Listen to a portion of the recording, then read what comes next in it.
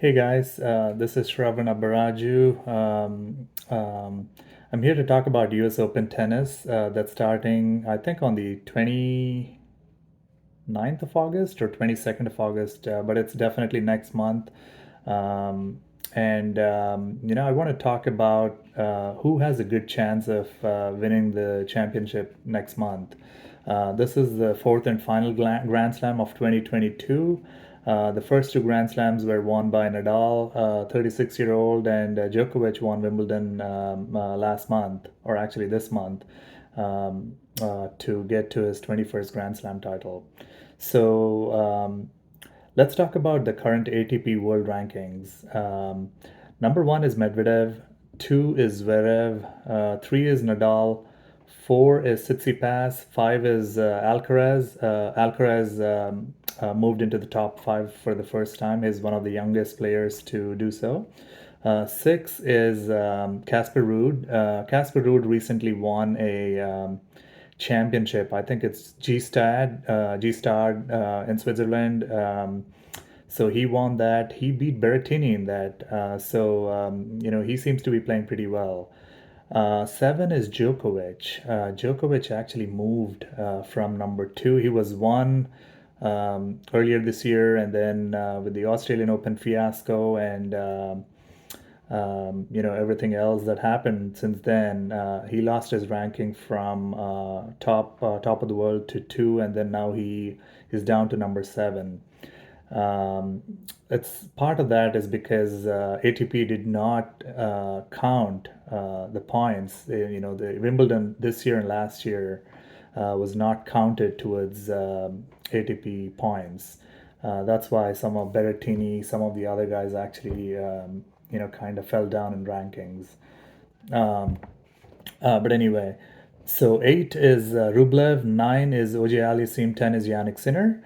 And from 11 to 20, you have a bunch of really good players. Schwartzman is there, Shapovalov, Gail Monfils, I think Berrettini's in there. I mean, they're very good players, who can actually upset any top players anytime on a good day. But let's talk about the world number one, Medvedev. Medvedev hasn't played Wimbledon because of the Russian ban. He played, I think, one or two grass tournaments, or maybe it wasn't grass, but he played a tournament prior to Wimbledon, in which he was actually coming back from injury. I thought he did pretty well. Nobody expected him to, or maybe it was French Open. I think he came back for French Open. He won a few matches. Nobody expected him to actually win any match because he was just coming out of injury. But he did reasonably well. I think lost in the third round, maybe fourth round. I don't exactly remember, but and then he played another grass warm-up tournament, even though he wasn't playing Wimbledon, but he lost. He lost in that too. So it's really hard to tell. He's a defending champion. He won U.S. Open 2021, beating Novak Djokovic. I think in straight sets. I mean, he knows the surface pretty well. That was his first Grand Slam title. So he definitely is one of the top three guys that has a good chance of, winning US Open this year as well. Um, but I'm unsure on Medvedev just because I think his confidence took a big hit after the Australian Open fiasco. I mean, it's loss. I shouldn't say fiasco because he actually won the first two sets and was about to win a second Grand Slam, but Nadal just played, came back like a beast, and he kind of dominated the last three sets. And Medvedev also lost some confidence along the way, I think, and then he got injured after that.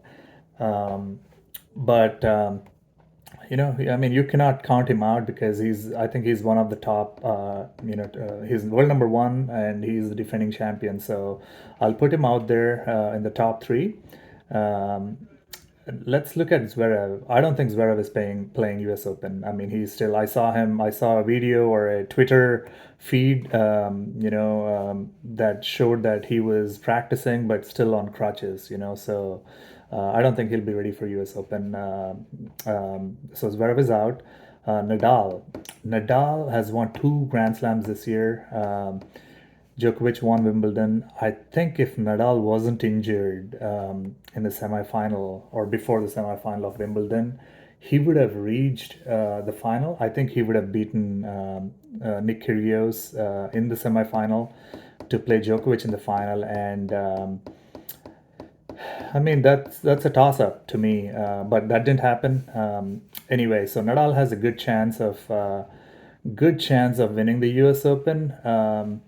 I think this is, in my opinion, this may be his last chance of winning a Grand Slam on hard courts. Um, I don't see him winning Australian Open next year or Wimbledon next year, and I don't think he's going to win U.S. Open this year. Uh, Hard courts are really grueling, you know, on your feet, on your knees. Nadal, has been injured. He was injured last year. He came back. He fought his way, back into the top five. He won two Grand Slams, but he is his body is showing signs of aging. That's why he's getting injured more frequently now. He's still able to come back. He's getting all procedures done to keep him at the level that he needs to be to even have a chance. So he's gonna do well in U.S. Open, but I don't know if he will win the championship. I'm unsure about Nadal. I'm not going to put him in the top three, to be honest with you. That may be a surprise to some people, but I'm not going to put him in the top three. Let's look at four, Tsitsipas. Okay, Tsitsipas is a great player. I mean, he's been in the top five for, I think, a few years now. He does well. His best surface is clay. He does well on hard courts for sure. But I think he lacks that mental strength to beat the top players. I'd say top 10 players in a Grand Slam tournament. Um, so he's got something going on in his head. He loses his focus. I think he gets too hard on himself sometimes, and just doesn't play to the level that he's capable of playing. And also, his backhand is slightly weaker. He's got a beautiful backhand, but I think his timing on the backhand is not one-handed backhand is not as good as some of the other one-handed backhand players like Roger Federer or Wawrinka, even Musetti. I mean, there are some good players, one-handed backhand players. Tsitsipas is one of them, but he doesn't hit it too hard. His timing is off on the backhand a little bit, and that gives his opponent a good chance to come around and hit a huge forehand for a winner or something like that. So Tsitsipas, I think, also lacks some mental something on that side where that he lacks. He's unable to get over the hump and beat these top players in Grand Slam events. So I'm counting him out for U.S. Open. He's going to be there, but he's not going to win the championship. Number five is Alcaraz. Okay, I'm impressed by Alcaraz. I was on the bandwagon too early this year. When he won one Masters 1000 tournaments. He was playing well. He played really well in French Open. I think he played pretty well in Wimbledon too. He lost in the fourth round to Sinner, he's a good and upcoming tennis player, a young upcoming tennis player. In French Open, he lost to Zverev, who played out of this world, to beat him because I think he had Alcaraz's number. He lost to him, I think, in a tournament prior to that, and Alcaraz beat him in Barcelona or Madrid, one of those tournaments in the final, pretty badly. I think Zverev played really, really well, and he deserves to win that French Open quarterfinal between Alcaraz, and Zverev. But I think the problem with Alcaraz that I'm noticing is he's too casual. The first he takes time to settle in to the match. That cannot happen in a Grand Slam match against top players, whether it's Djokovic, Nadal, or any top player, any top 10 player. That cannot happen. He loses. He's too casual. Loses the first set, and then sometimes even loses the second set. Makes too many unforced errors. He's got the game. He's got all the tools to beat anybody on any given day. He's got the talent. He's got the mental strength. He's one player who's got the mental strength to defeat anybody, including Novak and Rafa, in a Grand Slam tournament. That didn't happen so far, but I think if they had faced him in the Grand Slam match, I think Carlos Alcaraz, would have a good shot at beating them as well. But I think his game is good, but he has to learn when to utilize his strengths, which is hitting the ball hard, whether it's forehand or backhand. I think he takes too many chances, and he doesn't. He wants to end the point quickly.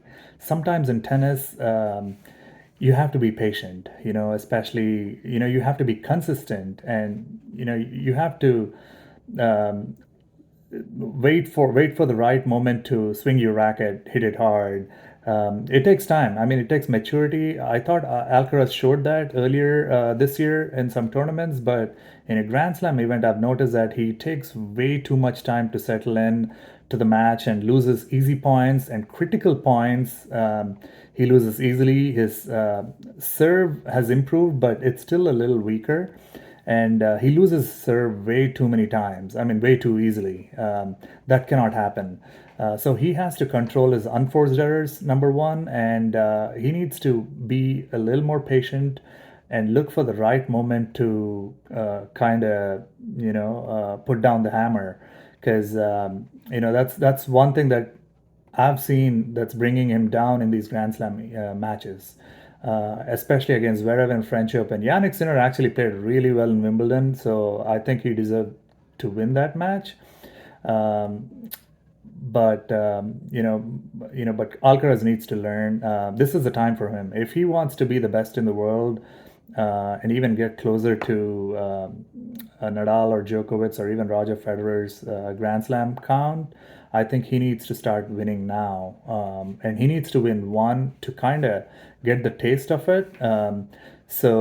Anyway, I don't want to go too much on Alcaraz, but I think he has a good shot if he has learned something from his previous Grand Slam experiences, and if he could control his game a little bit more, and kind of have that restraint to pull the trigger at the right moment, I think he has a good shot. I would put him in the top three to win the championship.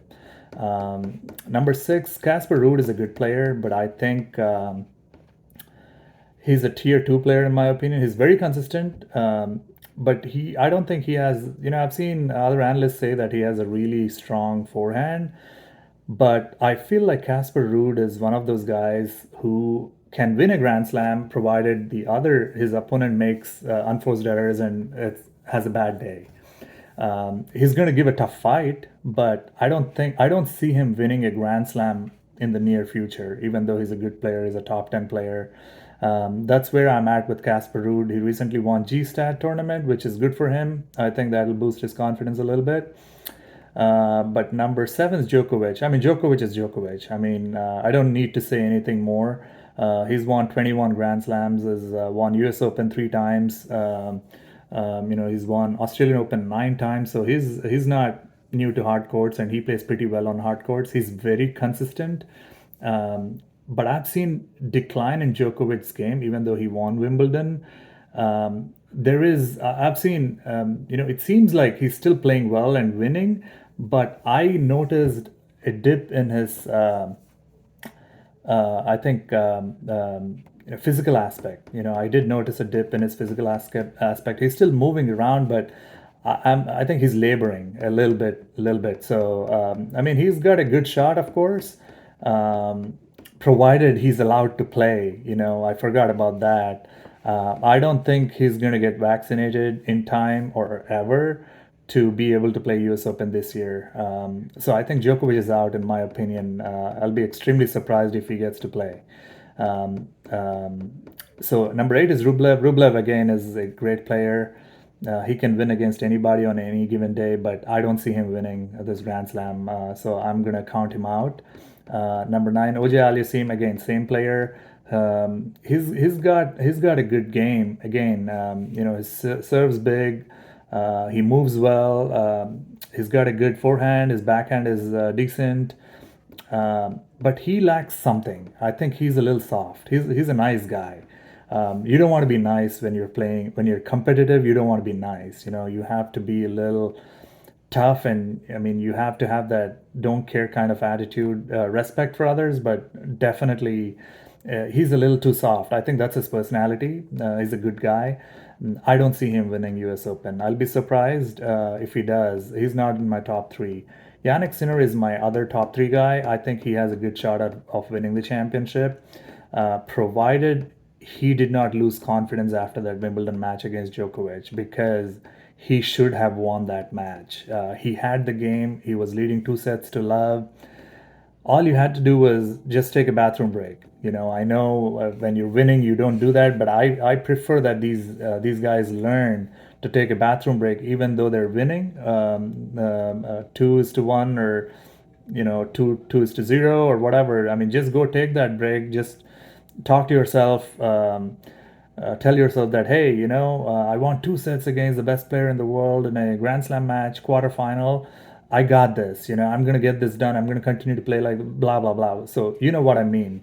Do something to not be too nervous. I mean, even if you lose the third set, take a break at that time. Do something to change it up a little bit. Don't lose confidence as soon as Nadal or Djokovic take the third set from you down 2 sets to love. I mean, it's just it's been like a story on it, like that's repeating way too often, where these guys are down in a Grand Slam final sometimes, 2 sets to love, and all of a sudden they win the next 3 sets and win the Grand Slam title. I mean, come on. The youngsters have to do something about this. But anyway, so number 10 is Yannick Sinner. Berrettini, is there. He's going to be there. He's going to play well. He's going to have a good tournament. But I don't think he's winning. Sinner, Carlos, and Medvedev. These three guys will be your 2022 US Open champions, and one of them. And Djokovic, I don't think is playing. I don't think Nick Kyrgios has any chance. I don't think he's going to reach another final, in my opinion. He beats himself way too much. He got lucky in Wimbledon with a lot of players not playing anyway. Blah blah blah. But so that's my take on US Open championships. If you have any comments or feedback, please do